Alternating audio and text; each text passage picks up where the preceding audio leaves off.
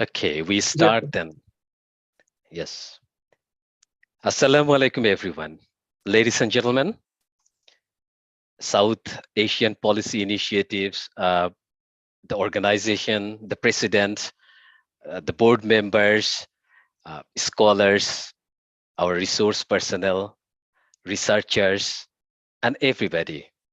Assalamu alaikum, good morning, good afternoon, good day, good evening, because I know that we have got viewers from different different parts of the world, as well as we have got today the panel speakers from USA, UK, Hong Kong, we have from Australia and different parts of the world. Welcome to the SAPI webinar commemorating the United Nations International Day in support of victims of torture. Today, we gather here to stand up for the victims of torture and raise awareness about this grave human rights violation. I'm Shibli Sohail. I will be the MC for this event. Ladies and gentlemen, definitely we want to create a better society where there will be no abduction, no torture, don't we?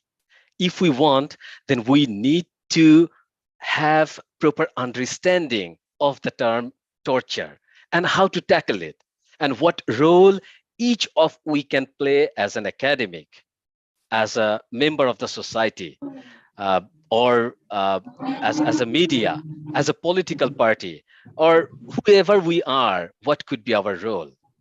And that's why we have organized our today's webinar to create this awareness, to to actually create this understanding, or further this understanding, enhance this understanding.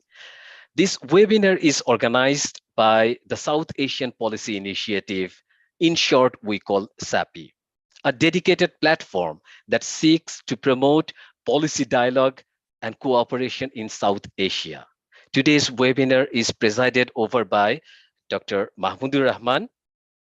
Dr. Rahman is the president of the South Asian Policy Initiative and editor of Amar Desh, a prominent author of the book titled The Political History of Muslim Bengal, An Unfinished Battle of Faith. Before we begin, let me remind you that this webinar is being broadcasted live on the Facebook page and YouTube channel of Amar Desh, ensuring that our discussion reach a wider audience and create a meaningful impact beyond the virtual walls of this event. I encourage all of you to actively engage by sharing your thoughts and questions in the comment section on our Facebook page and YouTube channel. Your participation will enrich the conversation and contribute to a meaningful exchange of ideas. Today's webinar holds significant importance as we come together to commemorate the United Nations International Day in support of victims of torture. It serves as a reminder of the suffering endured by countless individuals worldwide and the urgent need to stand up for their rights and seek justice. To address this important topic, we have a distinguished keynote speaker with us today. The title of his speech is Standing Up for the Victims of Torture. Please join me in welcoming Mr. Muhammad Ashrafuzzaman, the program coordinator at the Asian Legal Resource Center, Asian Human Rights Commission, based in Hong Kong. With his vast experience and deep understanding of human rights, Mr. Ashrafuzzaman will provide us with invaluable insights into the challenges faced by victims of torture and the significance of standing up for their rights. Mr. Muhammad Ashrafuzzaman, the floor is yours. thank you. Thank you very much, Mr. Shibli Sohail. And I'm very much grateful to the South Asia Policy Initiative for organizing this event today. And also my gratitude goes to all of the panel speakers. Having invaluable experiences in different academic fields. And you are joining from different parts of the world today, having your morning or evening, late night, afternoon. So as it is, this is good evening from Hong Kong. So this is one beginning, I would say, instead of,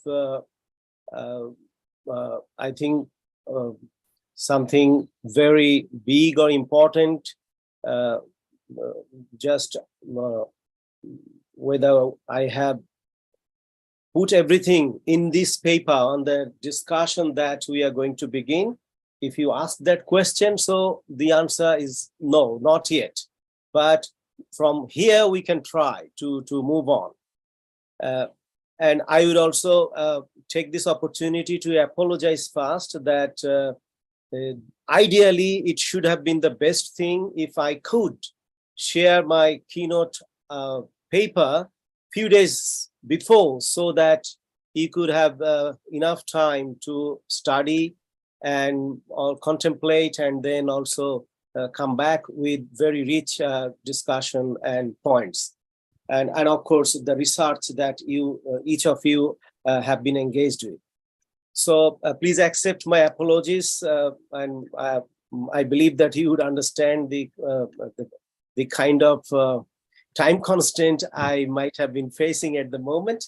So pardon me for the, if there is any inconsistencies found in a hurriedly prepared speech right now. So this is basically, I think, Shibli Sohail earlier shared a very, someone else is trying to speak, or I get some background noise? No, that's okay. You continue. Okay. I'll just mute Okay. Ada. So this is from the perspective of me being a human rights defender from since mid-1990s in Bangladesh, and then since 2005 I have been working with the Asian Human Rights Commission based in Hong Kong, and that enabled me to see the problems of torture in South Asia. I have been extensively engaged with the colleagues who work on the issue of torture and other civil and political rights in India, in Pakistan, in Nepal, Sri Lanka. So, many of you also have opportunities to work with your colleagues and team based in those countries.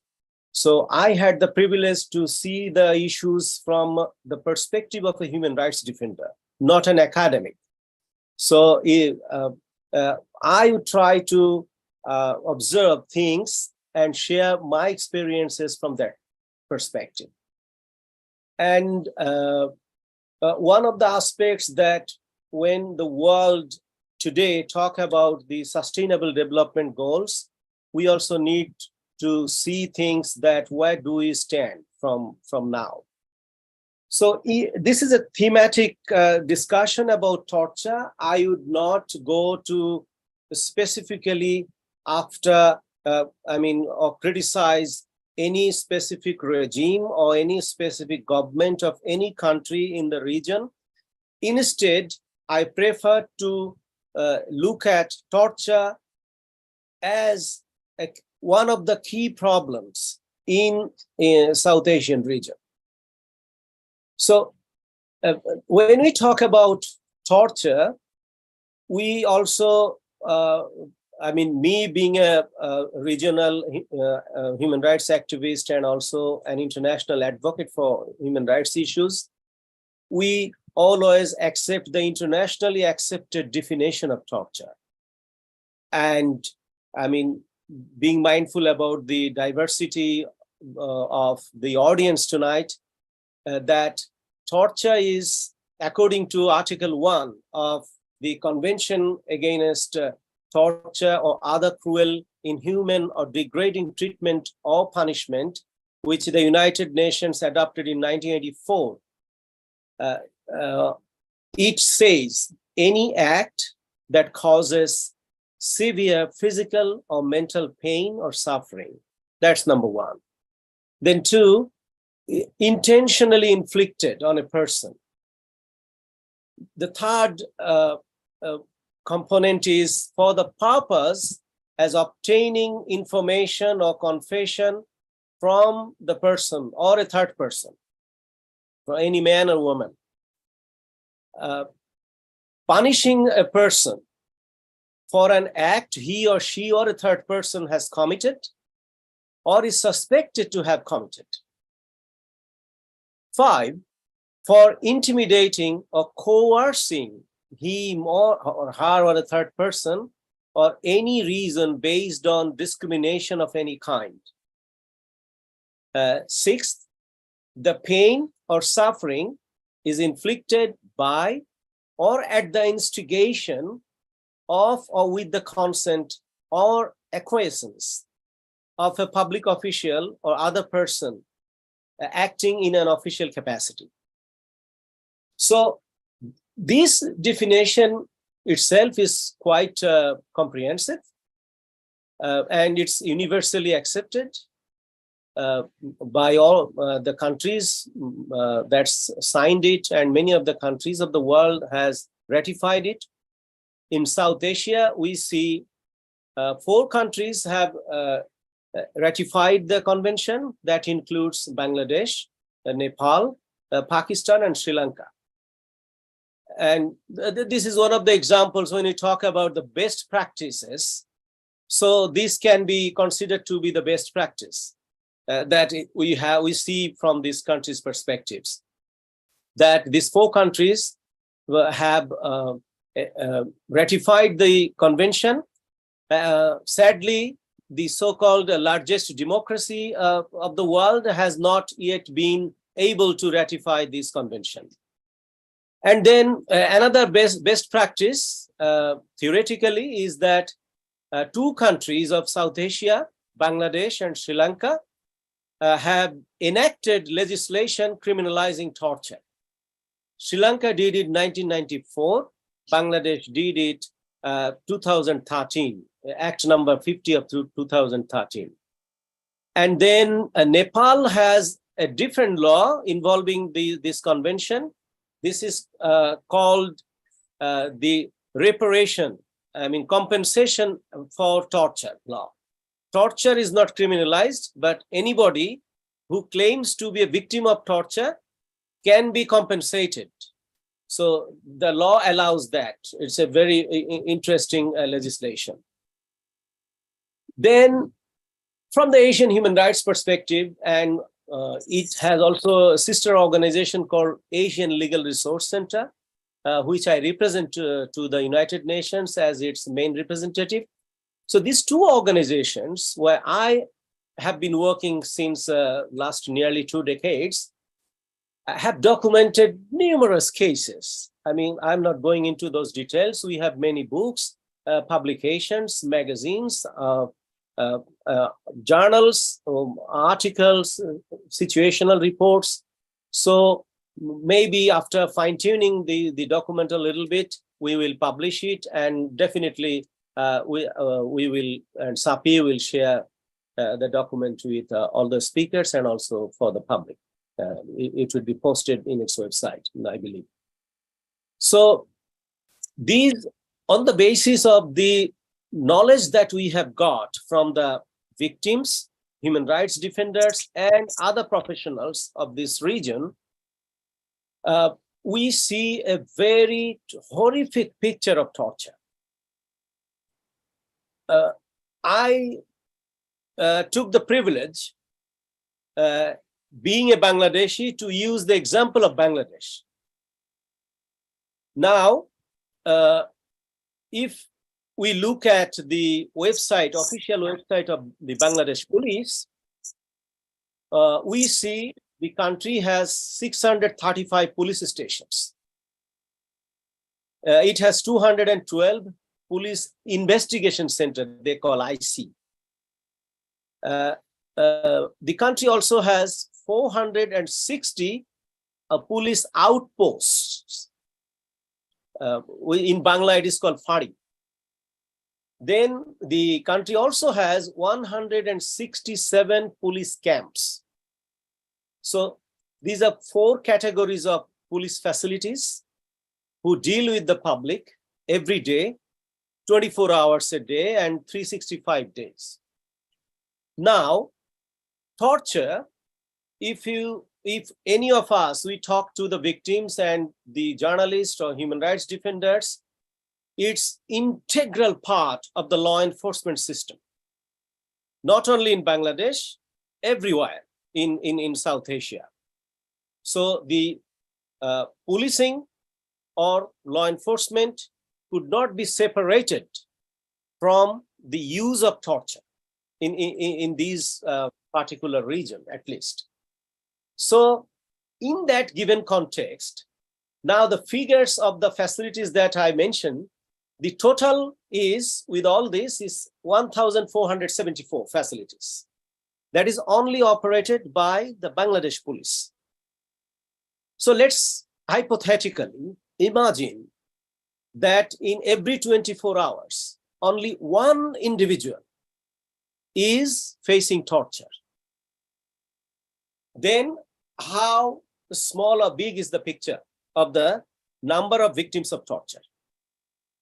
We find in a month, in a week, 10,318 victims of torture. Just if one individual is tortured in each of these facilities. And then annually, the figure will be 538,000, more than that.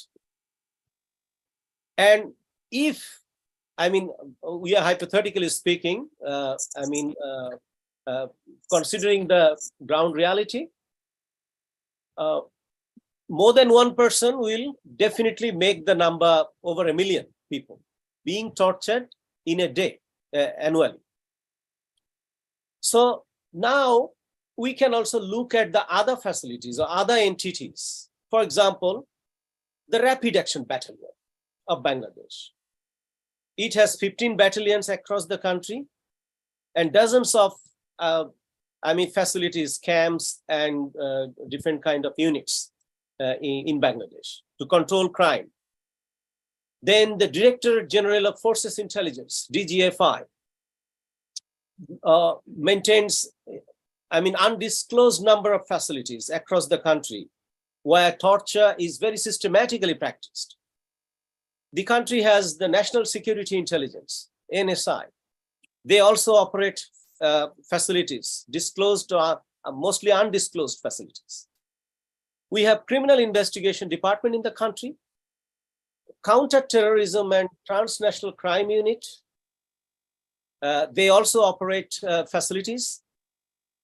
The detective branch of the Bangladesh police, they also have their facilities, including their headquarters. All these entities that I mentioned, they truly, systematically use torture on an everyday basis.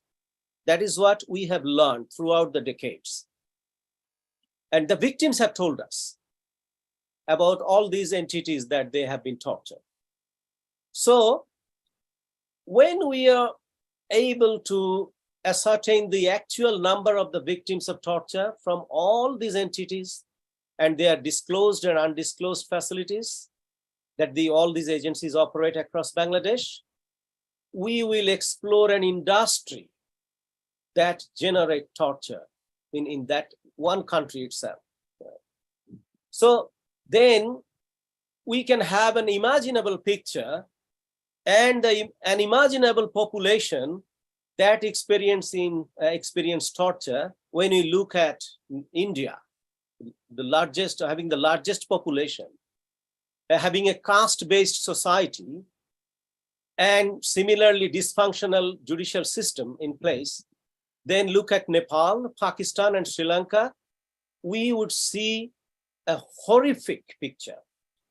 And we would find it hard to believe the impact, which may be more destructive than a tsunami-like natural disaster could make on this planet. If we see the different aspect. I mean, aspect when you say it's not only the incident of torture and the individual, it involves the individual physical, psychological, which is psychosomatic problem, then the economic problem, the person becomes physically incapable of continuing and participating in the productive financial activity, and then the political, cultural, manifold impact that every aspect of social life or human life has an impact as a result of torture. And there are plenty of research that has been done in the West and some of the South Asian countries as well. I'm not going into the details and being mindful about the limited time that we have tonight. So now I want to also touch a little bit on that we must not forget that there is a chain of corruption involved, and it replaces the chain of commands within the policing and the security forces, the law enforcement agencies that we have in the region. And I can very strongly say it in Bangladesh, and we have documentation and reports on that. So it's systematically used. I mean, not only as a politically motivated tool to punish the opponents, the poor, the underprivileged, but also it is a systemic method of collecting revenue. And the amount of money that is collected through the use of torture from the ordinary citizens of these countries is unbelievably high. Asian Human Rights Commission about a decade ago published some materials that showed the picture of two individuals, how much they paid when they were tortured in custody. One human rights defender, come journalist, who also happens to be a lawyer nowadays, and a businessman in Khulna district, a place called Paigatha. So the police tortured, and the materials is linked with this document. So later you will have the chance to see. So if one individual can pay that much amount, it's over 100,000 taka. I mean, over 150,000 back in 2009. So if one individual pays that much amount, so we can imagine how big is the amount involved, the extortion that the law enforcement agencies do in these countries. Now we have very specific problems which fails to address torture. One is the incompetent justice institutions, lacking true independence of judiciary. And in a context that when we talk about the lack of independence of judiciary, the context is in South Asia, there is the notion doesn't exist about separation of power. So, and that enables all these states to keep systemic use of torture. And then, is there any message for me? Okay. Yeah, please continue. Yeah. Okay. And okay. The other problem that in relation to the independence of judiciary is universal access to the complaint mechanism. You know, the complaint mechanism is controlled by police as the statutory authority. In normal, the Code of Criminal Procedure in the common law countries, and particularly Bangladesh has still the old colonial laws with a very minimum kind of amendments done in the context of an independent state. So the repressive elements of the law has not been repealed or reformed to make it a people-friendly legislation in a country having liberal democracy and freedoms. And then the crime investigation mechanism is not credible in South Asia as a whole. So the investigations are mostly biased to the perpetrators and against the victims. So anyone who is a victim of torture hardly has a possibility to afford justice through a process of fair trial. And when we talk about fair trial, we refer to the international principles of fair trial that is adopted by the United Nations. Then we have the absence of an accessible infrastructure of the forensic medicine examination or the medical legal justice mechanism in South Asia. There are countries have a little bit of advancement, like Sri Lanka has some aspect. To some extent it is decentralized, but not credible according to the experts who have shared their experiences with us. The other problems, where, as we see, the policymakers and the legislators of South Asian countries, they often patronize the coercive system of law enforcement and they adopt laws having draconian characteristics, mostly for the benefits of the tiny segments having the notion of privileges and dominances on the basis of caste, political, financial, and cultural supremacies, which I don't agree with, but we have seen this is a reality, unfortunately. The behavioral pattern to govern the citizens has utterly failed to emerge from the colonial or feudal mindsets, even in this 21st century, despite the development of international norms and standards today. The systems of governance, coupled with an inseparable culture of impunity in all these states, defeat the struggles of the victims, human rights defenders, and other independent civil society actors who strive for making the societies free from torture. So this is, very briefly, what I prepared, and to suggest the way forward. We can start the discourse, but I have very few things to just mention as I was thinking about it. One is the very first and foremost universal acknowledgement of the fact that torture exists as an integral part of the law enforcement system and within the agencies, the security forces in South Asia. And there needs to be a demonstrated, transparent public commitment to eliminate the use of torture from the system, the institutional system of it.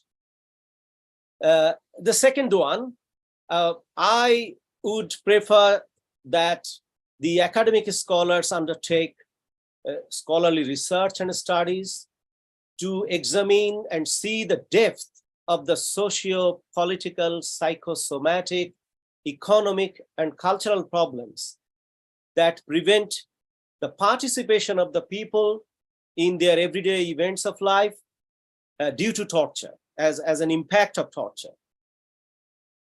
The third is again related to the policymaking people, the political parties of the countries, and also they will need direct engagement and involvement with similar commitment from the bureaucrats who need to adopt a commitment-driven policy for each of their countries with the objective of eliminating torture and establish a justice-based system of governance with the effective system of checks and balances.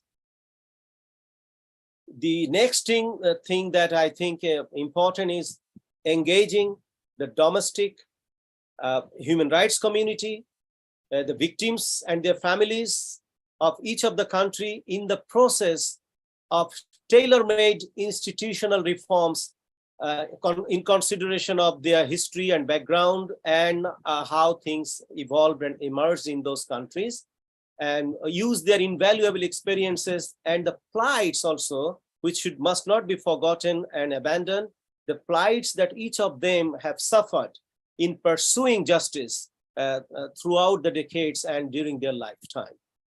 And then the international community can greatly contribute to the process of the institutional building for the objective of creating functional system of rule of law and a functional democracy. And if there is no democracy, then the process of democratization should also be supported through international accountability mechanisms being effectively applied and exercised.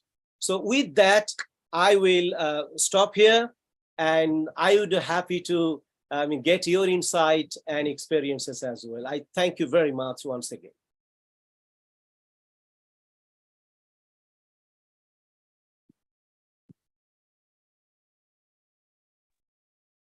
Sohail, Shibli, why you're silent?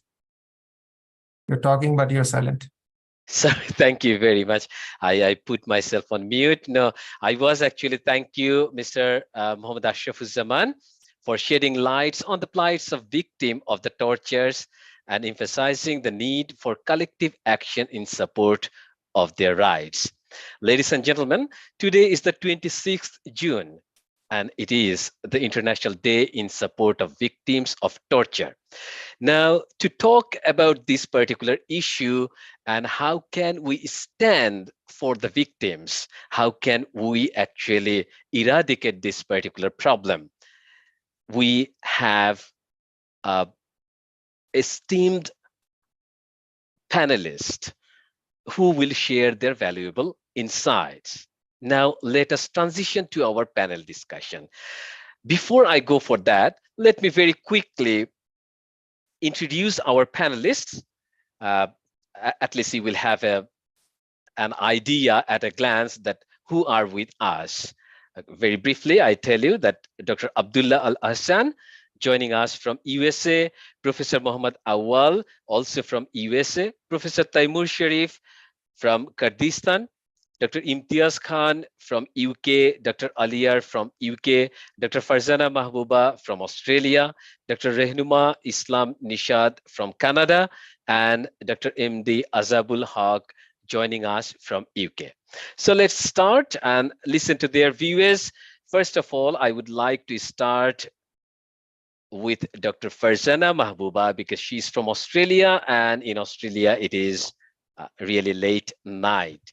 So I want to start with her. She's a researcher, teacher, writer, and women rights activist. Dr. Farzana Mahbooba, the floor is yours. Assalamu alaikum wa rahmatullah. Thank you for giving me the opportunity to talk about the victims of torture on this very day when we are remembering the victims of tortures. And I also thank the keynote speaker for his valuable insights of the torture industry that we can see, particularly in the South Asian region. Since I work on my research is focused on Bangladeshi Muslim women, I will limit myself to my observation on particularly Bangladeshi women in the political context.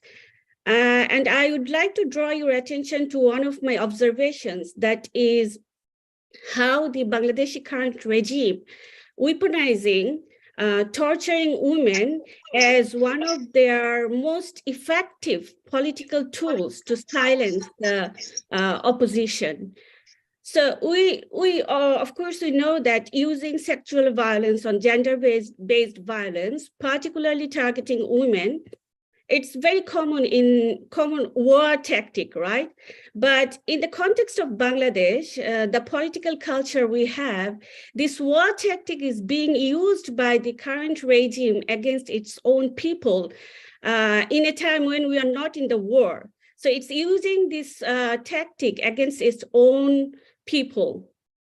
And if you look at the literatures where the research has looked into the using of sexual violence as a means of torture to silence the opposition, you will see that this is one of the most effective tools, because when you torture a man, you torture a man. When you torture a woman, you actually break the spirit of that entire community, particularly the socio-cultural environment that we grow up in Bangladesh. A woman's body carry and very much like the burden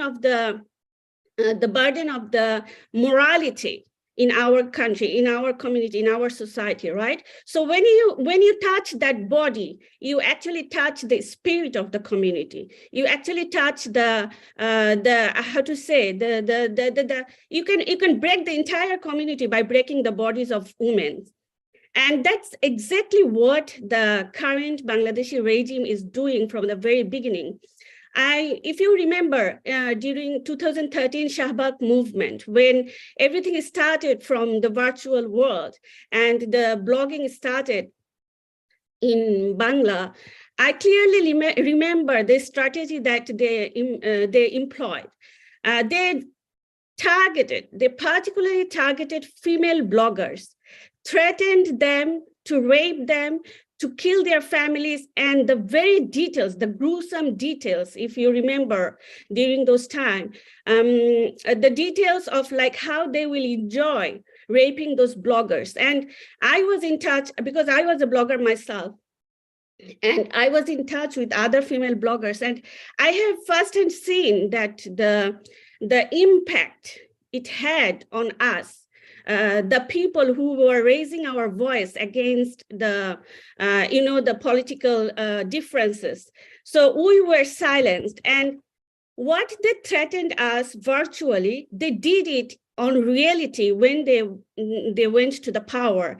They really did it, which is like, I can't even fathom like how they kept doing it in this 21st century, when torture is like really not really accepted in the civil society anymore. And as we have heard from the keynote speaker, like the UN Convention and all the civil society reject the methods of torturing to silence the political opposition, right? But they kept doing it, and I want to share on just two examples. The incidents that happened in Bangladesh. So in 2019, it was one of the women were raped by 10 to 12 gang members of the current regime, and she was a mother of 4. And the only crime she committed is she voted for the opposition, and they tried to force her to vote for the current regime, but she rejected. So they came to her house and they raped her, like 10 or 12 people. And also very recently, if I want to give you one example from this year, in 2023, we have seen this beautiful woman. Her name is Jasmine Sultana. She was killed in custody by torture under the custody of REB. So this is just two examples of what's happening. The culture of torture, as we have heard in the keynote speakers' insights, that this is a huge industry of the current regime in Bangladesh that is working to silence the opposition, political opposition. And the PhD that I'm doing now, initially I wanted to do this research on the trauma and the memories of female political opposition members, particularly during the ICT tribunal. So I started talking to the victims of tortures firsthand. And the insights that I was getting, it was so gruesome that one of the common torture tactics used by this government to torture the females is staple their nipples. So again, as I said, that when they do this kind of torture, you can say that when you torture a man, again, when you torture a man, you torture a man. When you torture a woman, you actually break or kill the spirit of that entire community. So I have seen, and I am continuously observing that how this torturing of women impacting the children of our current generation. And this generation, the children of our generation, they're watching these tortures that their mothers are going through, their sisters are going through, the women of their community are going through, just because they voice their opposition to the political power. And what they learn, they are psychologically broken. So we are going to have a generation that growing up, that will be our future. They are psychologically broken, and they will know that you can't talk, you can't say what is right, and you can't voice your opposition. And this picture is really horrible, and it concerns me as a researcher, as a concerned citizen of my country. And so I would like everyone to think about like how this culture of political torture is also impacting the women population of our country, because as we have seen in the keynote speakers' insights, that it's a huge industry, and this industry is not running only on torturing men, it's torturing half of our population, women as well. So we need to think about them, and I will request you to think about them as well. Thank you again for giving me the chance to talk today. Thank you. Assalamu alaikum. Thank you. Thank you, Dr. Farjana Mahbooba, in the late night from Australia. And the points, the observation she actually shared with us, they constitute crime against humanity. And if they are crime against humanity, why can't we go to ICC, International Criminal Court? That's a question to our keynote speaker. He will come back later to us, definitely. Now, I would like to move on to our next panel speaker, Dr. MD Azabul Haq, joining us from the UK. He's an academic and researcher who will be sharing his insight with us now. Yes, Dr. MD Azabul Haq, floor is yours.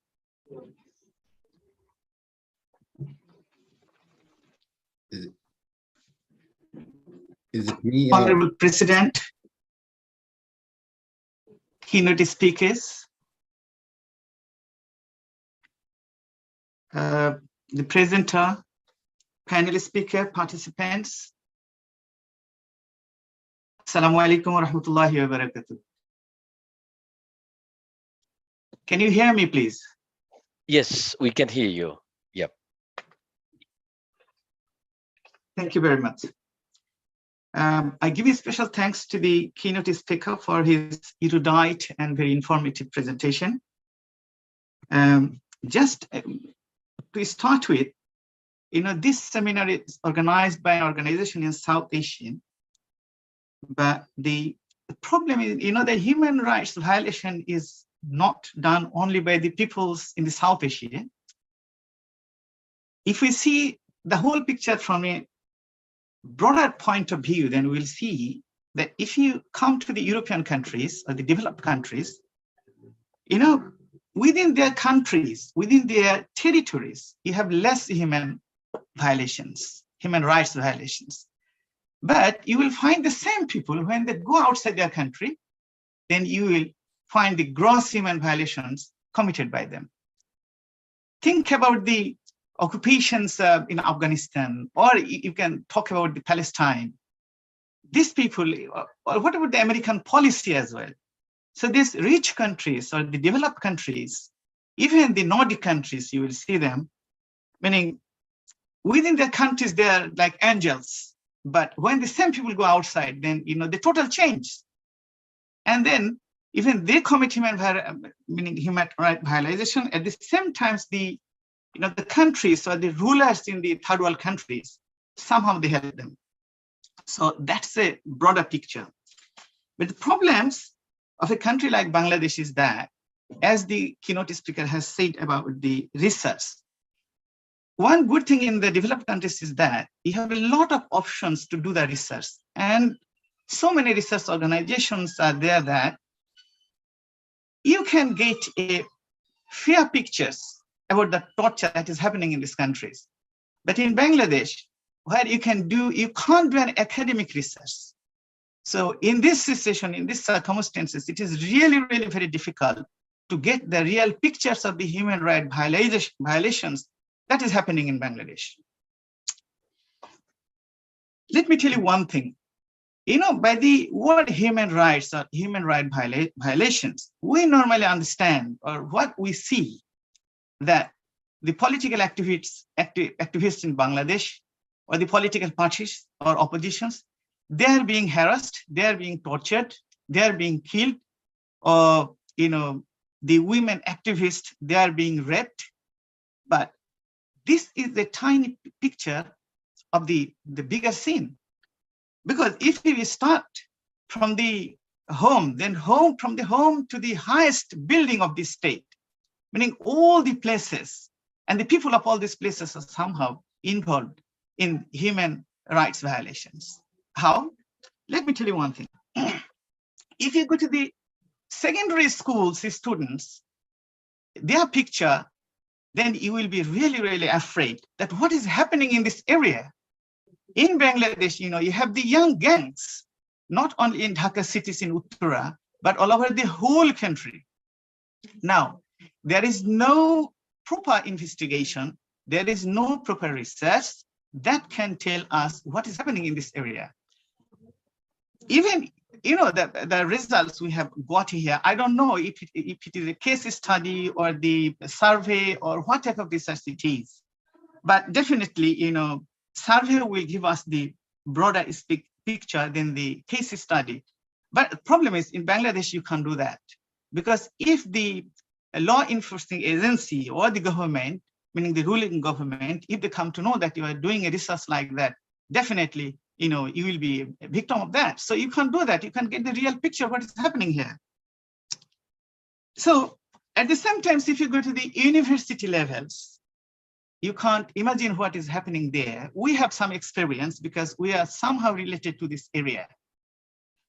In the university halls or outside the halls, or not only the meaning university students, what about the groups of this age of the people in Bangladesh? Now all the 18 years or 20 years people are not studying. So what about the other people who are not studying? Because in the newspapers, we only get the pictures who is come before us. But what about the unseen pictures that we can't see? So the real picture is really, really very horrific. As I have said, that there is a misconception or the general idea that human right involves or deals with the adult people only, but this is not the case. If we think about the women, old women, if we think about the children, if we think about the adolescents, so the different groups of peoples in the society, somehow every one of them are the victims of these human rights violations. Yes, you need to finish in 30 seconds, Dr. Azabullah. Definitely, yes. Please. So, Okay, now there are a lot of reasons for this, but definitely the power hunger, the politicians, they are mainly responsible for this. I will say that. Now, the influential countries, at the same time, they're responsible for this because these are the countries that they are helping this regime of the government to be in power. So corruption is the basic, things responsible for this. If we can make our police, our judiciary, and especially I will say the government, the ruling party that rules the country, if we can make them political free, then that will be the best way to do that. Because we can see in the example of Pakistan, you can see such a nice judiciary system, but we can see the government, because of the corrupted government, even they can't take any decision. So, the good judiciary is not important. I think the government is the vital and the main figure that can change the whole things. And justice is very important. Now, a country can't be very religious, but, it has to be justice. If there is no justice, then, the problem will be everywhere. So that is the thing. And at the same time, I think we should create awareness among the people, like the seminar we are doing. And definitely the criminals, they should be punished and they should be exposed. If we do that, I think, things will go in a better way. So thank you very much for giving me the scopes to participate in this seminar. And a lot of thanks to all. Thank you very much. Thank you very much, Dr. Azabul Haq. Thank you for your valuable speech. Basically, we saw that, you were emphasizing particularly on rule of law and its necessity we can understand. We will go to Dr. Alier in a moment. Just before that, I would like to call upon Dr. Taimur Sharif from, he's joining us from Kurdistan, Middle East. He is the Dean of the School of Management and Economics at the University of Kurdistan, Hewler. Yes, Dr. Professor Taimur Sharif, I should say better, please. Thank you very much, Shibli. Thanks for the introduction. It's nice to be actually here, and it's my privilege. I feel it's a privilege to hear from all of you. And I'd like to start my speech thanking to the organizer and for providing me a platform to raise our voice in support of torture victims. Today, I'm honored to address you as we gather to observe the International Day in support of victims of torture. As a panelist speaker in this webinar, I joined dedicated individuals who share the common goal of ending torture and promoting human rights in Bangladesh. Instead of actually going into the details of what kind of torture we observe, what kind of torture our community is facing, I think it's quite well known. I actually wanted to raise some questions so that it comes as thought-provoking for all of us, and it becomes a food for thought for all of us, and probably we might get some answer from the distinguished keynote speaker and the other speakers. Going back to the very recent development in Bangladesh, that there was a visa blockade that we have come across, and we see how these visa blockades came as a frightening move from the US, and seemingly the current government, the current regime, and their political allies, party activists, actually had a blow. And there seems to be a movement because of that. And the opposition party is very optimistic to come into power. So if I take it positively, all of these things, and I hope that there is no night election, nothing, everything goes well, and there is a change in the regime, I would actually shed light on certain possibilities. One of them is, suppose after election, government is changed and opposition party comes into power. What is the guarantee that human resource violation will not continue by the opposition party in the changing dynamics of Bangladesh? There is a possibility that the opposition party might be targeting minority community, and that might be used as a move to oust the current government. And all of us know how Hyderabad and other princely states were made part of India. Just making these sort of sabotages and all that, and highlighting the world that, look, the minority is tortured, but these are all sabotage. These are not the realities. So if I expect some similar situations in Bangladesh, what could be done actually to block those sort of human rights violation, which is taken as a choice, by certain group of people in Bangladesh? The other possibility is, either the police force and the other law enforcement agencies like RAB or other DB or whatever you call it, they are quite loyal to the current government. So even if I assume that the government will change, the opposition will come into power, what happens that the police and other law enforcement agencies are non-cooperative, and they really act against the government. And even if there is a change of power, we cannot still expect that human rights violations will stop, because if the law enforcement body and their allies, we have seen that the Chhatro League and other, Jubo League also participated in torturing and attacking people as part of, and we call them, police league and, jokingly. And all of them are part of, those kind of actions on the streets we have seen. People are wearing lungis with helmet on their head and participating in actions against civilians. So this is another possibility that I would raise, and probably would expect some comments from you guys. Given the points raised by Dr. Haq, can we rely on the developed world, because sometimes they are the collaborators. And going back to the Rohingya massacre that we have seen in the past, and going back to the Shukranjan Bali case, abduction from the gate of the court, and then abduction of the political leader Salahuddin, they're all discovered in India. It means what? The human rights violation actually is actually supported by, a big brother in South Asian region. So even if there is a change of government, even if we assume that human rights violation will stop, can it be actually stopped in practical sense? And I would shed light on other point that, yes, the keynote speaker gave a very factful and facts-based speech today, and I'm thankful to that. And there are lots of insights we can take away. One of the recommendations he made that we should do a lot of academic research. Yes, we do a lot of academic research, but as an academic researcher, my frustration is things actually move around, on the academic intellectual levels. But the problem is human rights violations are done with a community who are not really, probably associated with the academic world, or the people who are doing that, maybe police or the government or the ministers. And we know some of the background of the ministers, probably one of the most corrupt guys become the advisor of the government. One of the most corrupt guys become the finance minister.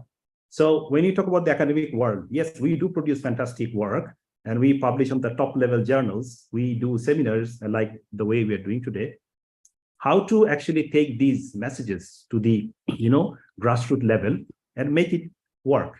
So these are my questions. Now, if the questions that I have raised, if there is a pessimistic answer to all of these situations, and we can expect that nothing is going to happen, it means we have to take the responsibility on our own from whatever position we are in, being a journalist, being an academician, a researcher, or a government civil servant, or whatever.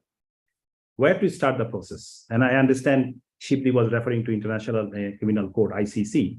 So my point here is where to start the process, how to start the process, and how long will be depending on the developed world, how long will be depending on the short-term process like visa blockades and all that. Questions raised by Barack Obama to the Modi government and all that.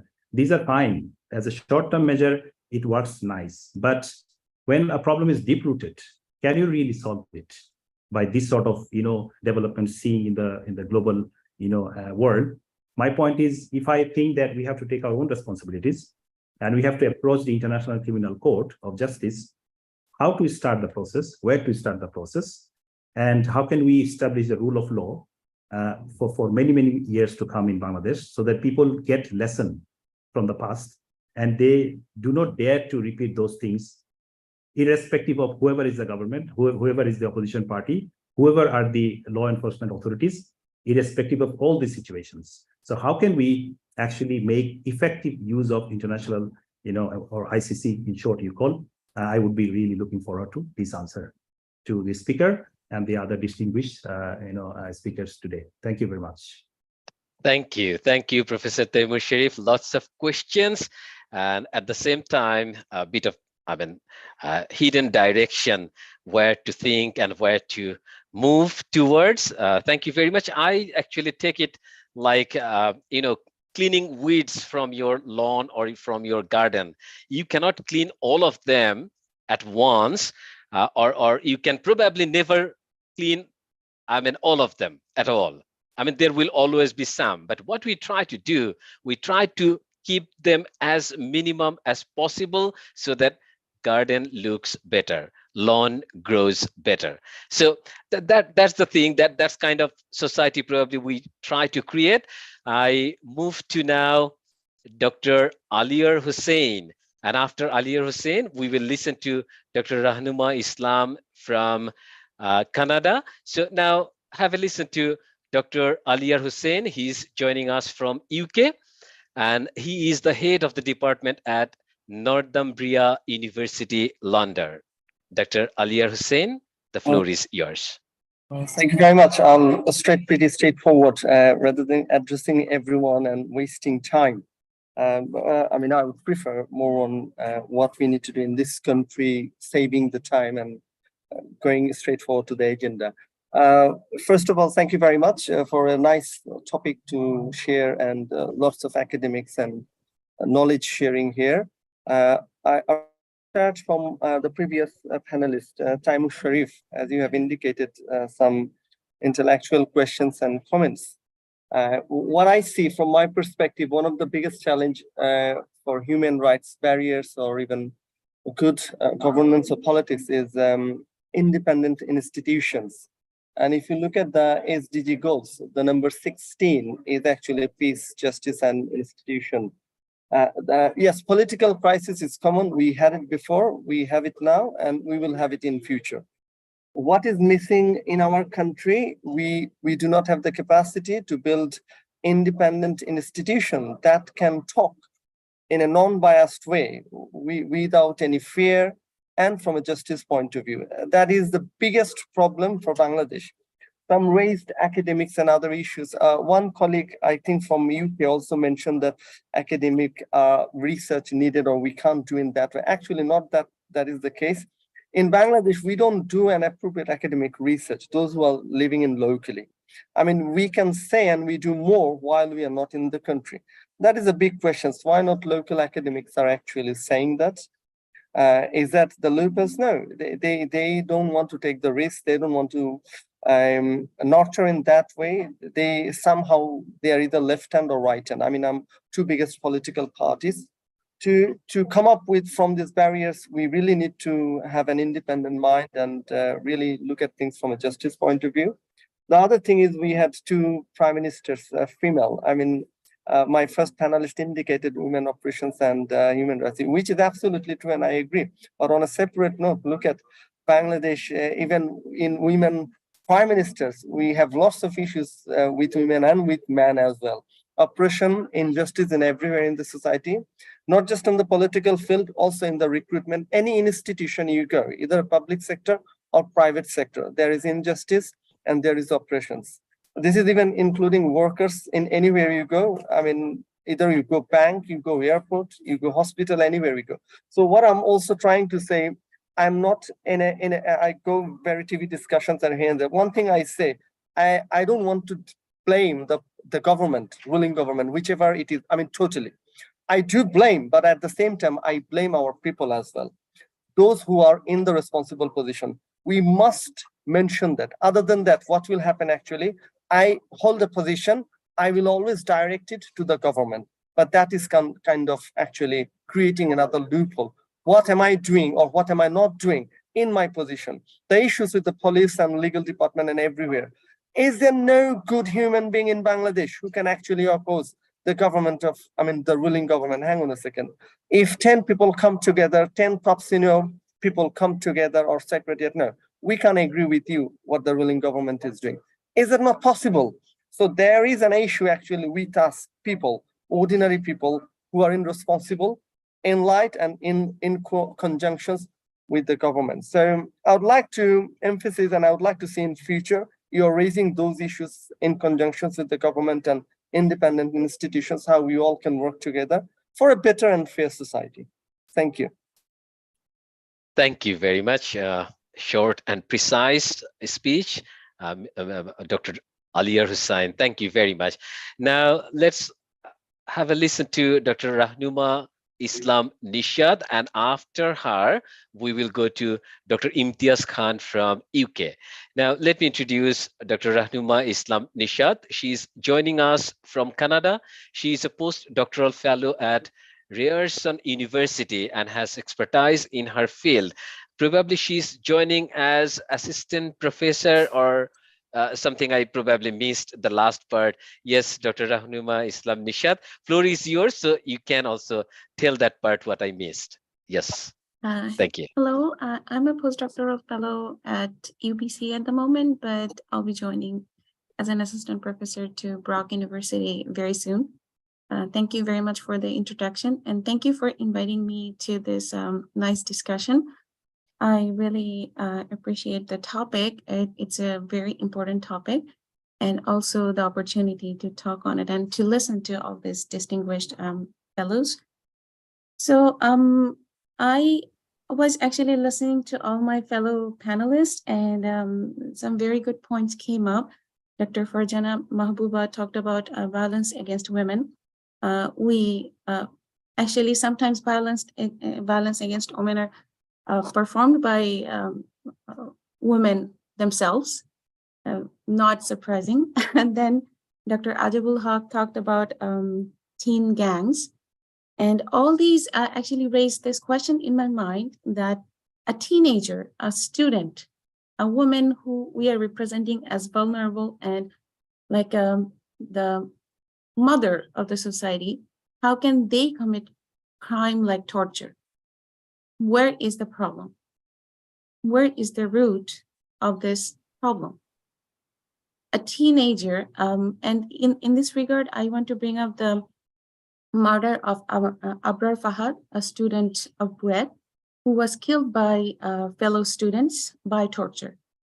So when I think about it, I have studied in Buet myself, and this was a revolutionary incident for me.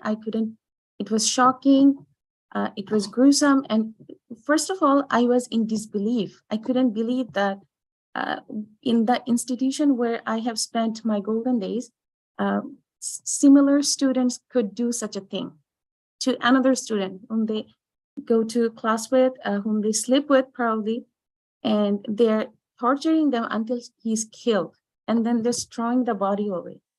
So this type of inhuman behavior, where does it come from?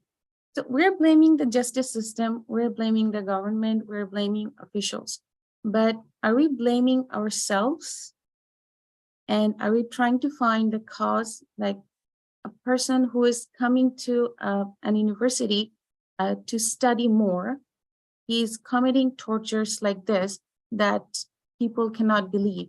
I mean, where does it come from? I think we need to find the cause of all these evils. Is it the justice system? Because the justice system, all the South Asian countries, they're based on British justice system originally. I'm not an expert in this area, but as far as I know, all of these countries follow justice system that comes from British justice system, and I'm sure British justice system was designed to protect the king or the queen or whoever in power. So are we following the same direction with our justice system in Bangladesh and other South Asian countries? Or is it the problem, is there a problem with our education system that we're actually, instead of giving moral lessons to our children or to ourselves, we're actually removing morality from the education system, from our society, and there is a breakdown in the society in itself. So these type of questions are coming in my mind, and I think we need to find answers to that. So I would like your opinions on these. And similarly, I do have some questions for the keynote speaker as well. One of the question is, you talked about victims of torture in different countries. You actually, and you gave hypothetical numbers. Is there an actual number that is recorded? Like, what is the actual figure of people being tortured every day? I mean, how gruesome is that number? That is a question.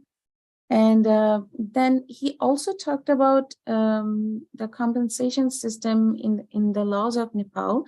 I'm curious to know what kind of compensation are they talking about, because for people who like an earning member of a family dies in torture, how can that be compensated? How can that be compensated by the law? I'm not sure, but I would be curious to know. Thank you very much again for this opportunity, and I give the floor to Dr. Cyril. Thank you very much. Thank you, Dr. Nishat.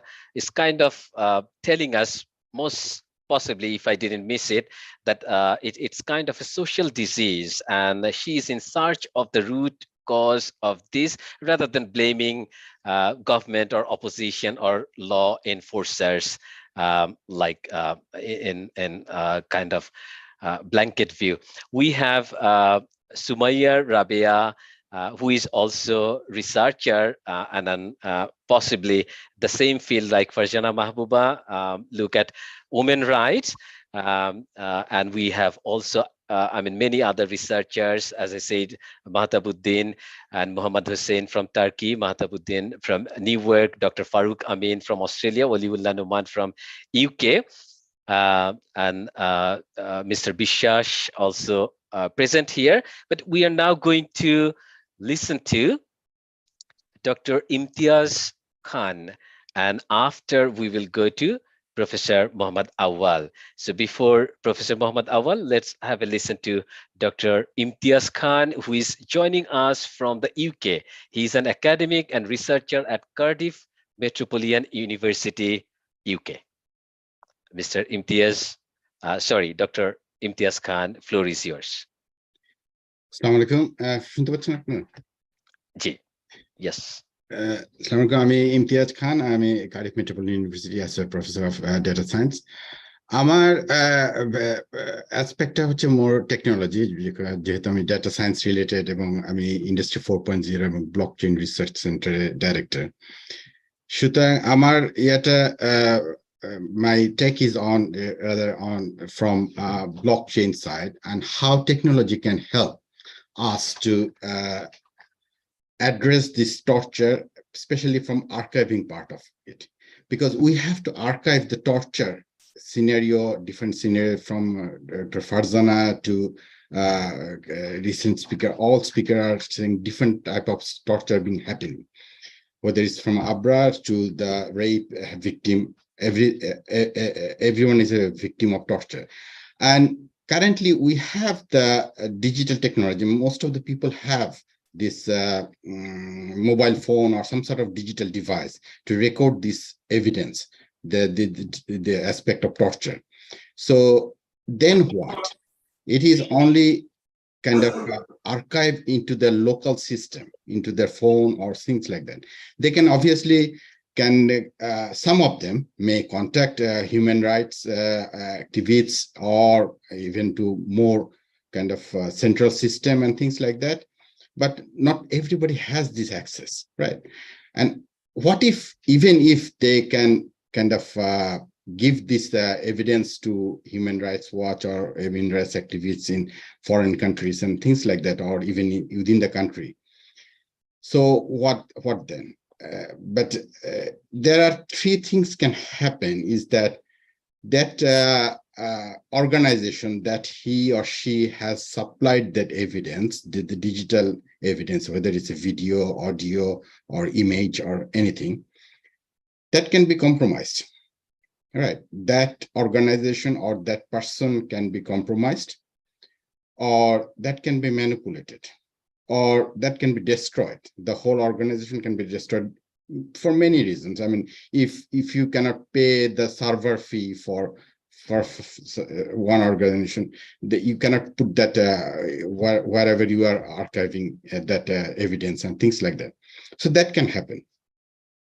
So, and another thing is that this current regime or the oppressor can adapt new technology. As you know, with the current technology, like you can do video manipulation, image manipulation, everything. And this thing will grow better and better, this AI-driven technology, right? And make no mistake, the criminals and the oppressor are the early adopters of any technology for the bad way. So, say for example, the Abrar case, you would not be amazed to see in the next couple of years, the image, the video is manipulated in a different way, right? So how do you prove that? And this is where the blockchain type of technology would come into play, because this, I mean, I may not know, I mean, how much you do know about blockchain technology, but basically it's a distributed database. It is not saved in a central server or something central wise. And that's why it cannot be destroyed or manipulated. It is everywhere. I mean, there are not a lot of nodes having the blockchain copy of it, and it is immutable. That's the important part. And nobody can manipulate it. Nobody can destroy it. Even FBI, NSA, US National Security Agency, or British MI6, any organization cannot destroy it. It's immutable. So once you put your digital evidence into blockchain network, it will remain perennially for many years, immutably. And another good thing is that you are kind of in control of having the evidence. So with your public key and hash key, I'm not going to the technological detail, but this is why you can, even in the future, if you want to prove that evidence this is how it happened, compared to a manipulated image or manipulated video, you can show that this is what had happened actually, because it is timestamped, it is immutable, and it is from the blockchain network. So everybody, the court has to kind of accept your evidence over that manipulated image evidence. So this is, I mean, there are various, I mean, European Union is kind of moving towards that blockchain network to put human rights abuse cases and things like that, as well as Human Rights Watch organization also moving towards putting evidence into blockchain network. So technology can help us to archive the evidence, because archiving the evidence is very important, as you can see, because during our liberation war, not most of the evidence were not archived properly, and that created confusion and debate. How many, who declared the independence, how many people died, how many women were raped, and etc. and etc. But had we kind of evidence that at that time, we would have been in a better place. So I would kind of give this idea of like a blockchain-based immutable recording of evidence for future trial or everything. Thank you. Thank you, Dr. Imtiaz Khan. And this is the best thing about bringing everyone together from different fields. And Dr. Imtiaz Khan gave us another aspect of archiving, recording. And truly speaking, the importance of this, if you now Google some of the incidents happened before, if you Google them, you won't be able to find, because as he said, actually, the perpetrators capture the technology much faster than all of us, and they can hide those evidences. Ladies and gentlemen, now we are going to welcome our Professor Muhammad Awal.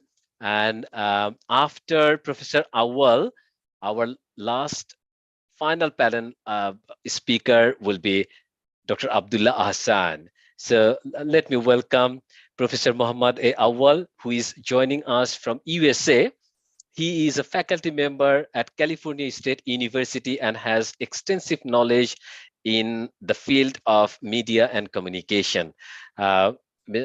Professor Awal, floor is yours. Please unmute. Thank you. Assalamu alaikum wa rahmatullah. Thank you very much for giving me this opportunity to meet you and share with you some of my ideas based on what I heard, primarily based on what I heard. We heard from the definitions of torture to the multiple problems that we have. We have so many problems and we don't know where to, how to address them. So based on what I heard from everyone, it is, we have corruptions, we need political issues, we have social awareness issues, we have ethics deficit, we have XYZ, I can name it, think of anything, and we have all those problems in our, in particularly, we're talking about, we're thinking of Bangladesh, that's where we come from. So my, given the time that we have, I think we have to think of our, we gathered from a few handful of people who come from Bangladesh, and we're living in different parts of the world, developed primarily in the developed world. And we are thinking how to help Bangladesh. So like everyone, when you see a problem, like lens makes a difference. So I see from the perspective of the communication perspective. So communicating, if you can give people $1 billion, they will not do anything if they do not communicate. So that's the communication as the constitutive principle, like constitutive of reality. Reality changes the moment to moment we communicate, we can change reality. So this is a kind of different lens I'm trying to share.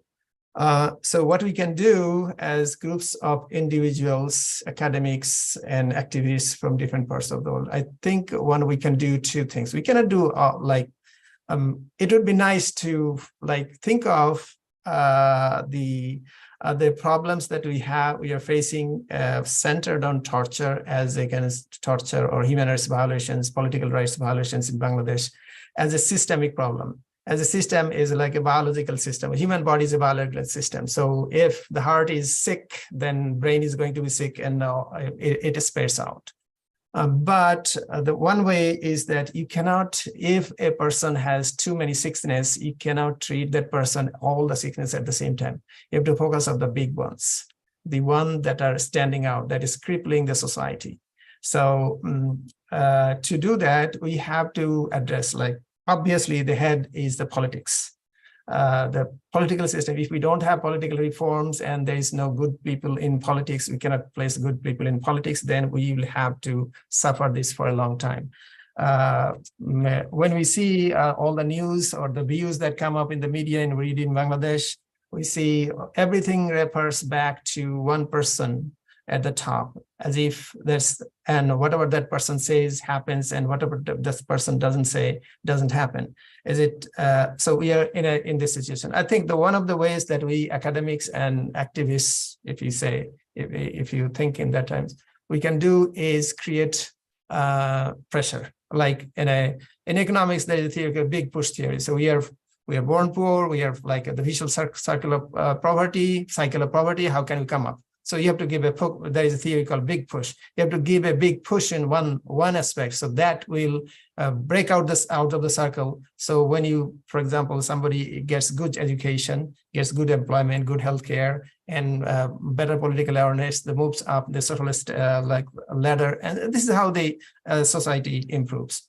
So there are a lot of economic, political, social ethics, and some of you pointed out the ethics definition. So again, it is not some of the people who are being torturing, like Abrar's torture, or a policeman when he takes advantage of a captive person and tortures him or her to extort money from the family. These are ethical issues. So ethics is the foundation of law. So we have a social problem.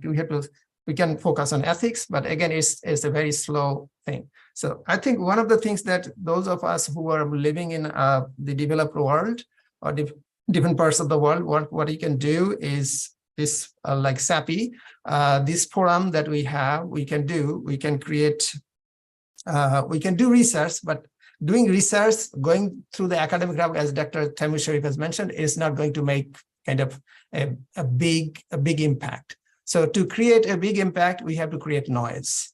All we can do is we can amplify the voice of the human rights groups that are working in different parts of the world, and they're getting information out of. We can create, one of the ways is the Dr. Mahbubur Rahman that he did. We do not have that kind of voice in Bangladesh now. So we can create, but that doesn't mean that we cannot do anything. We can do something, at least, for example, from time to time, we can write opinion pieces in different newspapers and get it published. If you persist, you will get it published. And once we have these publications in big newspaper, big capitals, for example, Washington, DC or London, then you can get the ears and of the government in Bangladesh, for example. So that is one of the ways we can, I would suggest, to go and think and systemically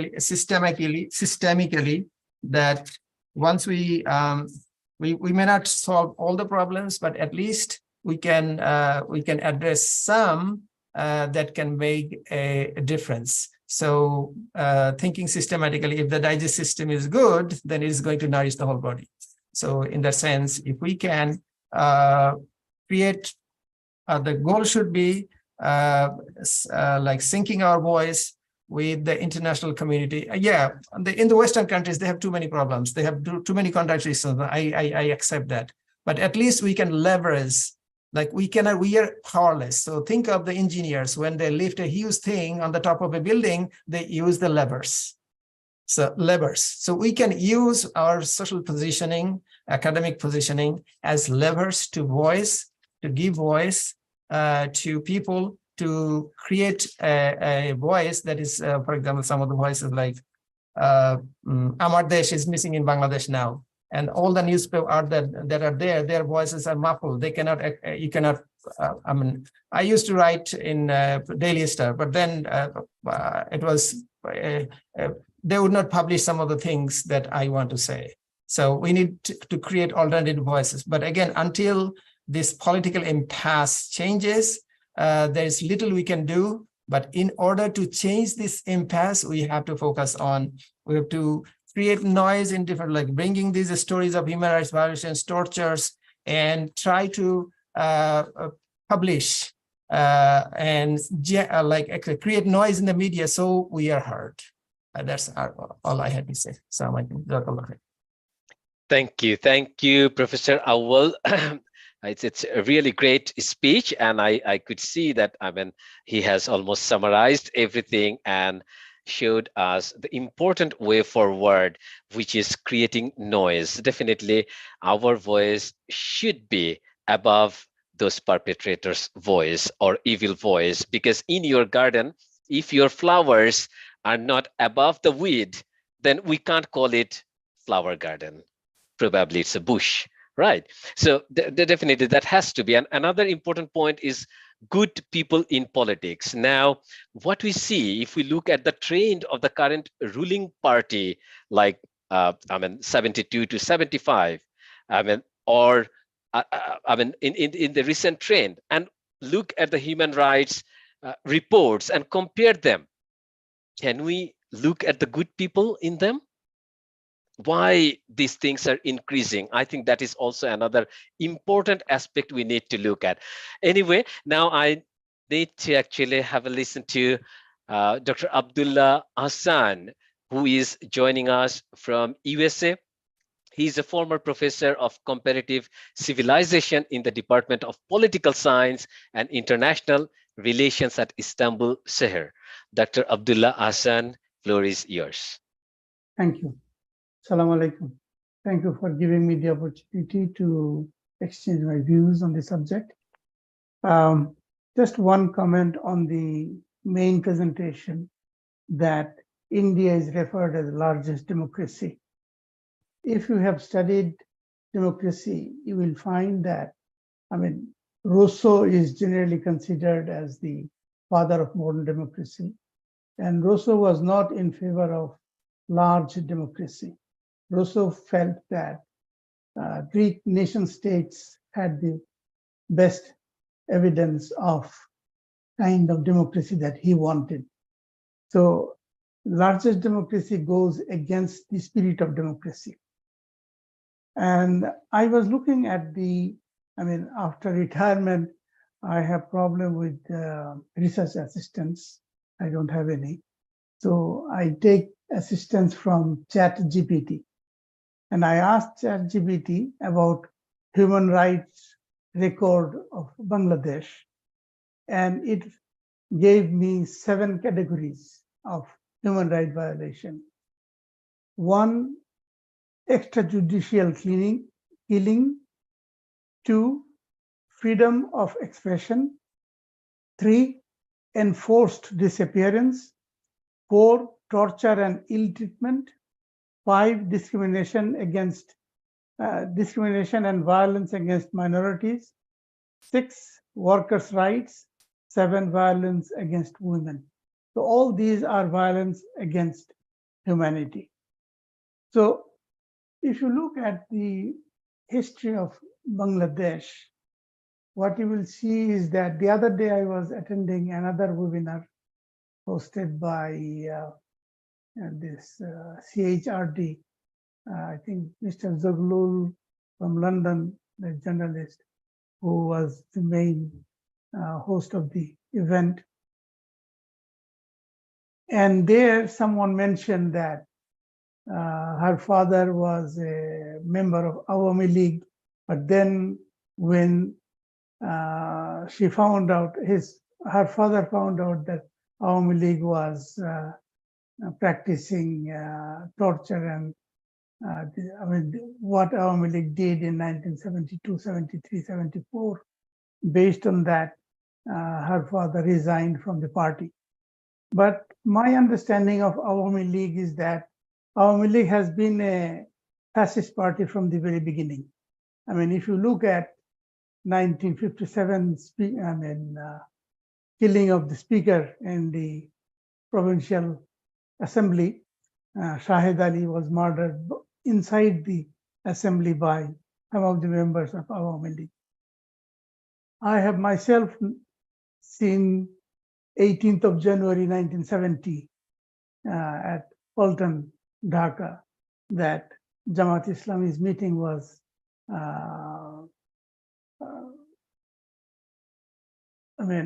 forcefully stopped by this Awami League workers and student league members, Chhatra League members. So they have a history of this. And now, of course, since last decade and a half, they are in power. They are doing all these records you already have. Now, what can we do for this? As an academic and an educator, I feel that there is no other way but to educate people. How to educate people? My understanding is that there are universal values. And universal value for us is human dignity, which comes from divine guidance. You will find in every religion this idea of human dignity is common.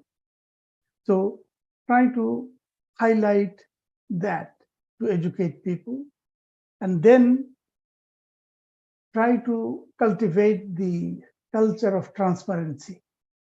Hiding information is the main culprit for our system. So try to do that. Now, how to achieve that? I think Pakistan gives a good example for that. At the moment, I think Pakistan is going through very, torturous situation, I think, as opposed to many other countries. Yet, the positive part of it is that there is a public awareness of what is happening. And those who are torturers, who are working for these agencies of law enforcement in the country, their own relatives are also victims. So as a result of that, you find a lot of polarization within the families. And I think that is how we have to create the awareness of the people.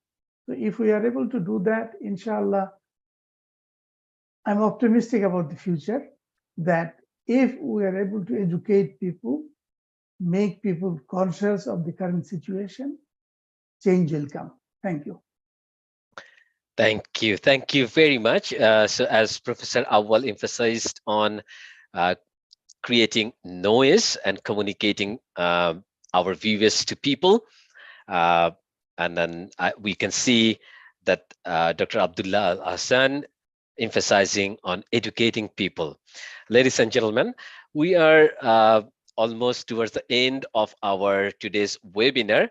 Before I conclude with our president's speech, I would like to give a platform to Muhammad Ashrafuzzaman to wrap it up and respond anything.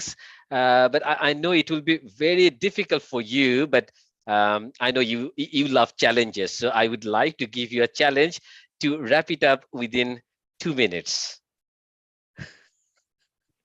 Okay, thank you very much. Let me count how many questions to respond in 2 minutes.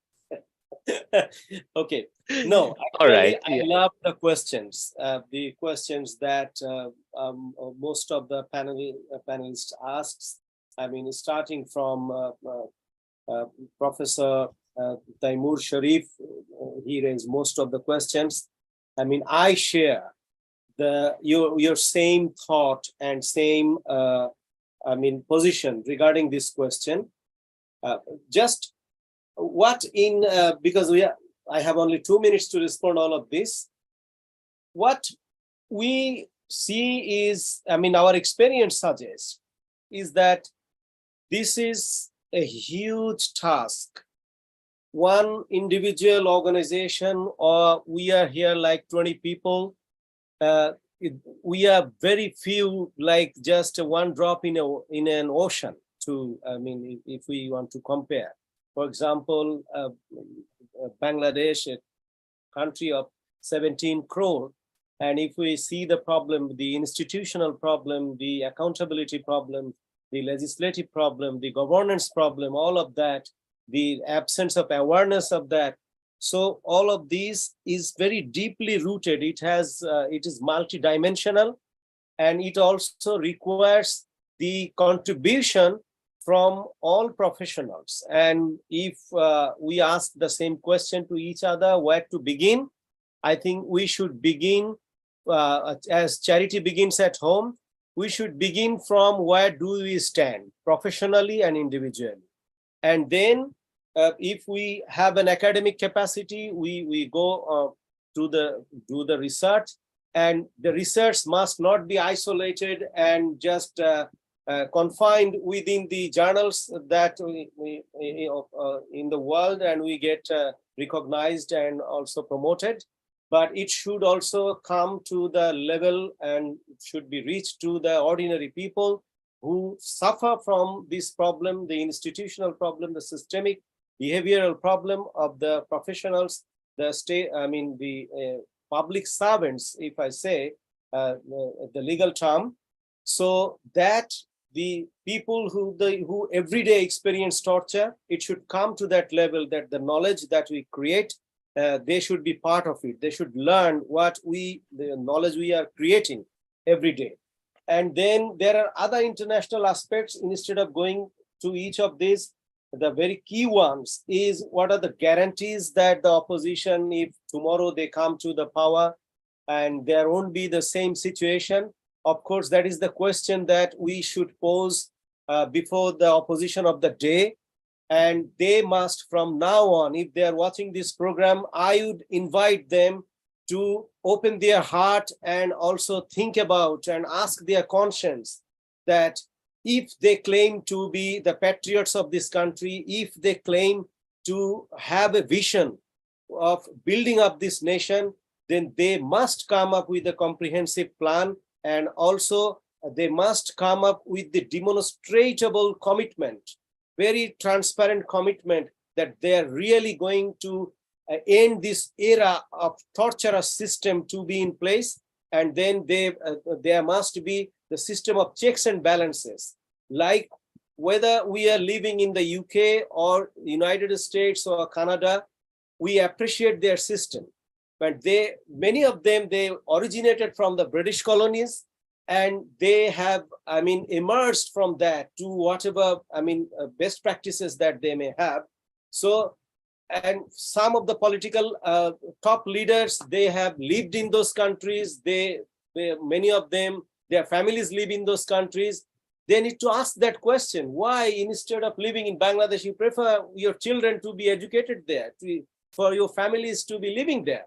So, if they find those answers, and what invites them, what attracts them to those jurisdictions, those best institutional aspects, the academic institutions, the education system, the rule of law system, the justice institution, the accountability, that should be part of the system of our countries in South Asia, and especially in Bangladesh. And then one important question is about how to go to the International Criminal Court. Of course, there are rooms to go do that. Theoretically speaking, Bangladesh is a party to the Rome Statute for the International Criminal Court since 2010. And legally, the crime against humanity that falls into the under the jurisdiction of the Rome Statute should be admissible and entertainable before the ICC. But practically, there are a lot of bureaucracies involved. I mean, as academics and scholars, you may know that. I am personally engaged with that institutions, particularly on the issue of Rohingya and the issue of enforced disappearances that are taking place in Bangladesh. I keep my voice raising in the International Criminal Court. So if we have substantive materials, which I have to also acknowledge that Bangladesh stands far behind, even if we compare with the human rights defenders and the documentation experts of the region, we stand much behind than any other countries of the region in terms of very authentic, comprehensive documentation. So those who are the experts who are watching this program today, I would encourage them to invest your expertise, to train up people so that the documentation and track records of the perpetrators, the impacts of the problem involving torture, that has been very well articulated and placed in a way that can be useful for international institutions, the multilateral bodies. Anything we write is not admissible. So we need to understand that what institutions is our target, and then what purpose and what objective do we have. And from that perspective, if we can articulate and prepare the documentation, then there should be rooms in the future, the near future, to bring this. And of course, I mean, nobody has mentioned, but I mean, all of you know, apart from the visa ban, there has been this Magnitsky Human Rights Act that United States has exercised in terms of sanctioning Rapid Action Battalion as an entity, and also the 6 of its former commanders who were individually sanctioned. And that has some positive impact on that, although human rights violations in terms of enforced disappearance is still continuing today as we speak. Then torture continues as we speak. Arbitrary detention and incommunicado detention, that continues in Bangladesh in a larger scale as we speak today. So there are deterrent effects.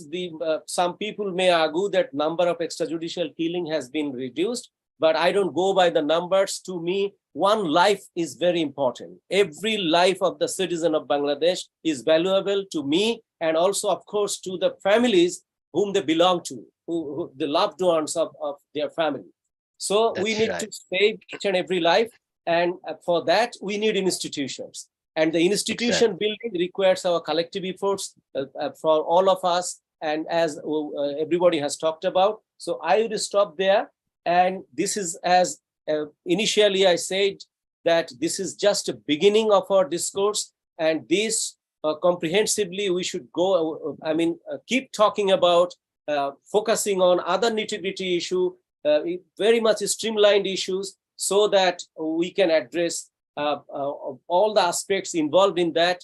And if someday our countries are liberated, or at least to some extent the breathing space is available, then we have the freedom of expression that some of you have said that academic research is still not possible in Bangladesh. There are serious challenge of freedom of expression from academic perspective even. So all that we can gradually widen our world and the scope to continue our work professionally. And we try to contribute collectively to build institutions and change the future for our children and the next generation of Bangladesh and the South Asian countries. I thank you, and I thank the South world. Asian policy initiative. Thank you, Muhammad Ashrafuzzaman. Very valuable speech and very valuable conclusion. We got institution building. You have given more emphasis on that. Apart from that, we got educating people, creating noise, bringing good people in politics, archiving, and also curing or finding right dose to cure the social disease. We actually got lots of things, and at the same time we got, whether it is position or opposition, doesn't matter, we have to work together to hold them to account, and that's the purpose of this webinar today. Anyway, now it is our time for President's speech. Now I'd like to invite our President, Dr. Muhammad Mahmudur Rahman. I don't need to actually introduce him at all. At the beginning, I have introduced him as an academic, editor, as well as a researcher and author and columnist, prominent columnist, journalist also. And most importantly, he is one of the victims of this torture that we are talking about today and is in exile. Please welcome Dr. Mahmudur Rahman. Please unmute. Bismillahirrahmanirrahim. Respected panelists, keynote speakers, participants, Assalamu alaikum. After listening to the excellent presentation from the keynote speaker and very rich deliberations from eminent panelists, I do not have much to add, frankly. And already we have listened for about more than 100 minutes. So I want to be very brief in my concluding speech. I will take up only one issue from what we have heard today. That one issue is related from two of the persons. One person has said, one of the panelists, he or she has said that why people are not protesting. So it might be a social disease. She was speaking about Abrar, about the how he could have been killed in Buet. Let me share with you. In fact, where Abrar was killed, I was staying in that hostel during my student days in Buet, Sher Bangla Hall. So I was staying there. And also another common feature with Abrar was a student of chemical engineering. Incidentally, I'm also a chemical engineer. So on the issue of Abrar, one of the panelists has said that it has become a social disease that people are not protesting. This is one. And Dr. Awal has said that everything depends on one person. These two are related, I find. Social disease, that people are silent, and secondly, what Professor Awal has said, that why everything depending on one person in a government. Everything, every single order comes from one person. Okay, I'm not surprised. Because what is Bangladesh today? Bangladesh today is a classical Orwellian state. I'm sure all of the panelists have read Orwell's 1984. So Bangladesh is a classical Orwellian state. And what happened if we try to remember what was there in 1984 and what torture can make a person. If you remember, the main character, the hero of 1984, he was tortured in such a way in that book that he gave evidence against his girlfriend. Against his girlfriend, whom he wanted to marry, and he was deeply in love with her. But torture can make a man like that. The main character of 1984 was ready to give evidence. So what is happening in Bangladesh? The same scenario. And that is the reason why the society is silent. It is not that society is silent because of some inherent disease.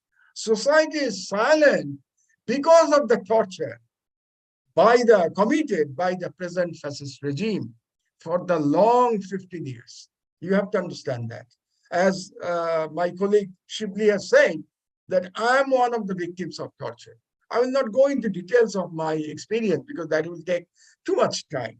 I can only tell you that, I can only share you that I have seen in my own eyes torture of other people, and I have also suffered from torture. So both things I have seen, and let me share another thing with you.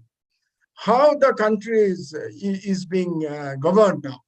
You know, the top boss of DB, the detective branch of police, where I was in remand. I was in remand for 39 days, and out of 39 days, probably I was in DB for about 20 days. So one of the top guy of DB told me that the one person about whom Professor Awal was referring, that is the present fascist ruler, Sheikh Hasina, she was directly calling to DB high officials to know how much torture I am suffering. How intense is the torture? And the so-called prime minister, she was personally, monitoring my torture. So that is the situation of Bangladesh today. And give you another example. The day I was arrested from my newspaper office, you know, the Home Minister was calling the IG of police and the senior police officers why there was delay in arresting me, because some of my colleagues, they were not allowing the police to arrest me. I was arrested at 4 o'clock in the morning. And the Home Minister at that time was a lady. We are talking about the ladies also today. She was a lady at that time, Shahara Khatun. She was the Home Minister at that time. And Shahara Khatun was keeping, she was not sleeping until it was confirmed that I am arrested. And the same police officials told me that Shahara Khatun was telling that she has to inform the Prime Minister that the Operation Mahmudur Rahman is completed. So that is how Bangladesh is being run today. And again, I go back to 1984, to Orwellian state. There was a character. It was not a character. It was a character, but actually it was a system. The Big Brother. The Big Brother was there in 1984. In Bangladesh today, Sheikh Hasina is the Big Brother. Omnipresent Big Brother in every single government decision, in every single murder, in every single enforced disappearance, in every single single murder, extrajudicial killing. She is the linchpin. And you know, if you remember, the army chief or the former army chief, General Aziz, he told to his friend that this extrajudicial killings and enforced disappearance are monitored by whom? By the defense advisor of the Prime Minister, Major General Tariq Siddiqui. And who is Tariq Siddiqui? Tariq Siddiqui is the brother-in-law of the younger sister of the current Prime Minister. So it is in the family. The entire family is actually involved in murder, in every single torture, and also the crime against humanity. So that is the situation of Bangladesh. So society is a sort of, it is not a disease, but they are forced to remain immune to the everyday torture. Even somebody told about a very unfortunate lady, her name is Jasmine. Jasmine was killed by the RAB while in custody. And look how RAB is trying to justify the killing of that woman. And another incident has happened about 2 weeks back.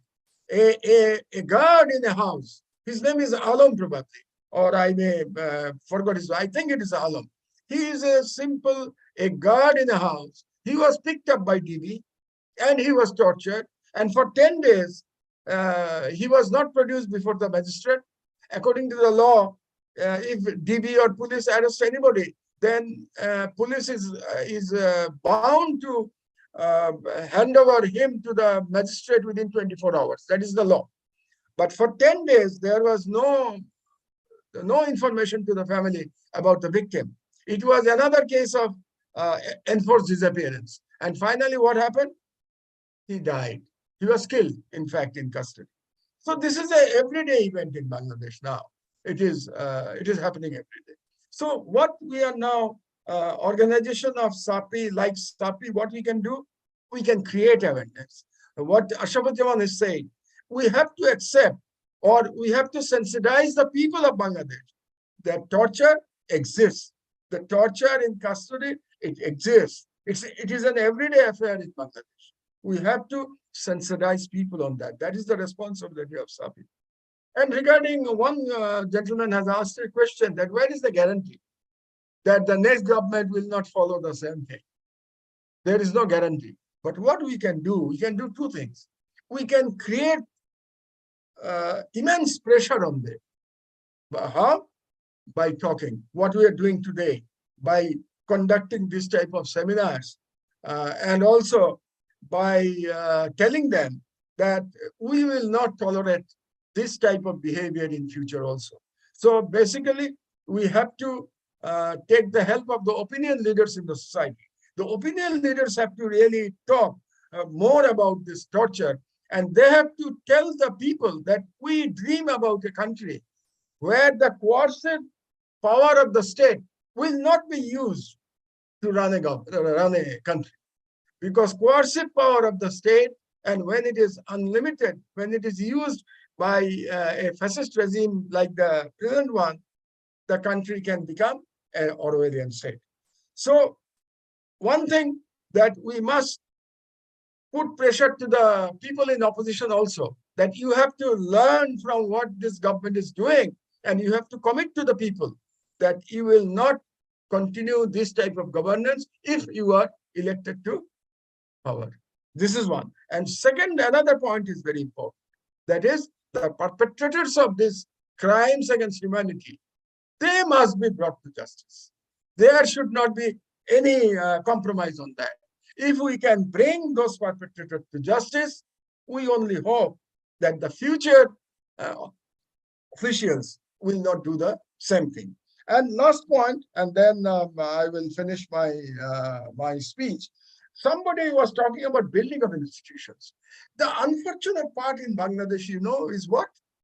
This government, in 15 years, they have destroyed every single institution of the country. Forget about the building of institution. They have destroyed every single institution, including judiciary. This is the worst part of the whole process, that they have also destroyed the judiciary. So when we talk about the rebuild, in fact, if inshallah we get rid of the present regime, the entire state has to be restructured. The entire state, entire machinery has to be rebuilt. So we should get ready. I mean, we people who we are talking today, I mean, the research, we are talking about research also. So there should be research on how we can rebuild a country like Bangladesh after this fascist regime is gone. So I don't want to, test your patience anymore. But before I conclude, I thank you on behalf of SAPI for the eminent panelists and the keynote speaker for kindly participating in this webinar in a very important day, because today is the day where we are standing beside the victims of torture. We are in support of the victims of the torture. That is the day today. So it is a very important day for any human rights organization. And we are also, in our organization, we take human rights as one of our core responsibility, core principle of our organization. So we thank you very much for your kind deliberation, and you have given time, and you have encouraged us. And hopefully we'll again get the opportunity to hearing from you. Thank you very much. Allah Hafiz.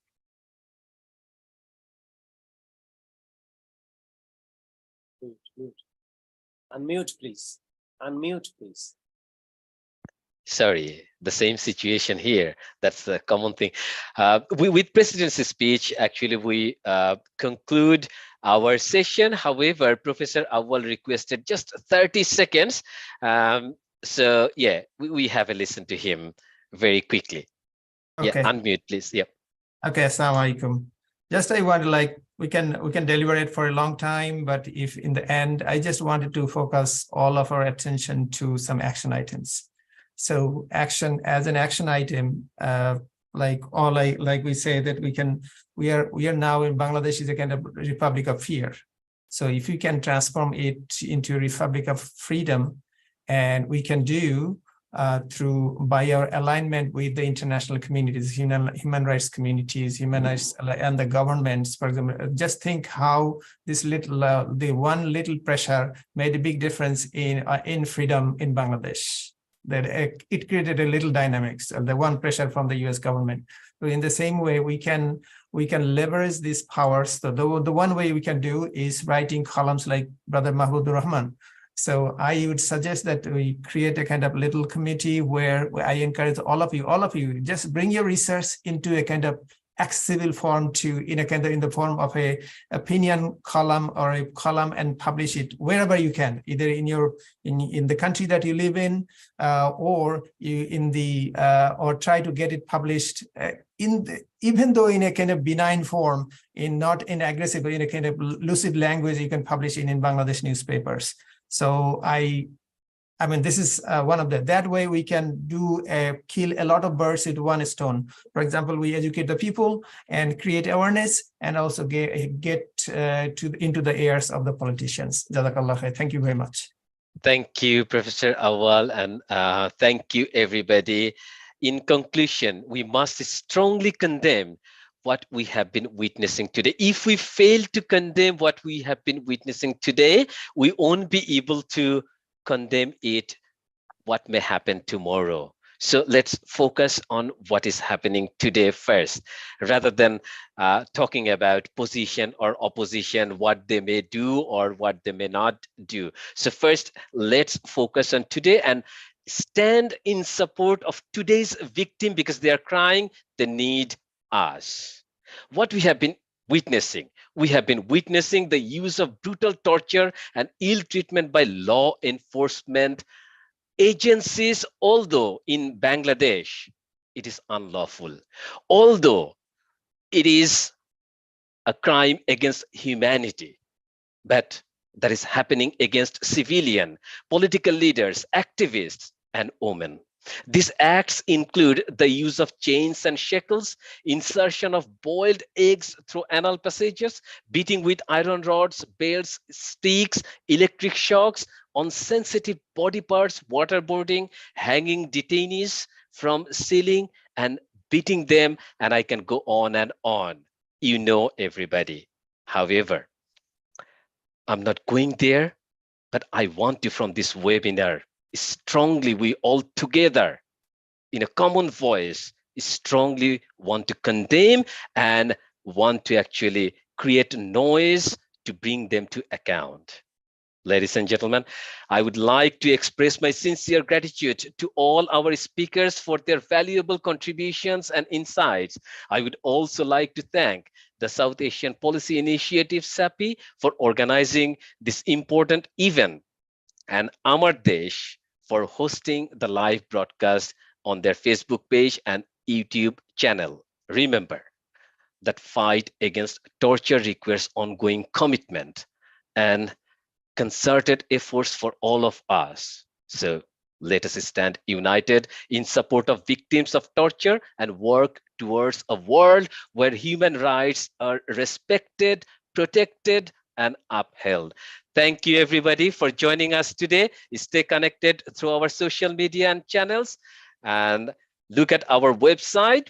Wishing you all a meaningful and impactful journey ahead. Goodbye. Allah Hafiz and Assalamu alaikum. Alaikum assalam.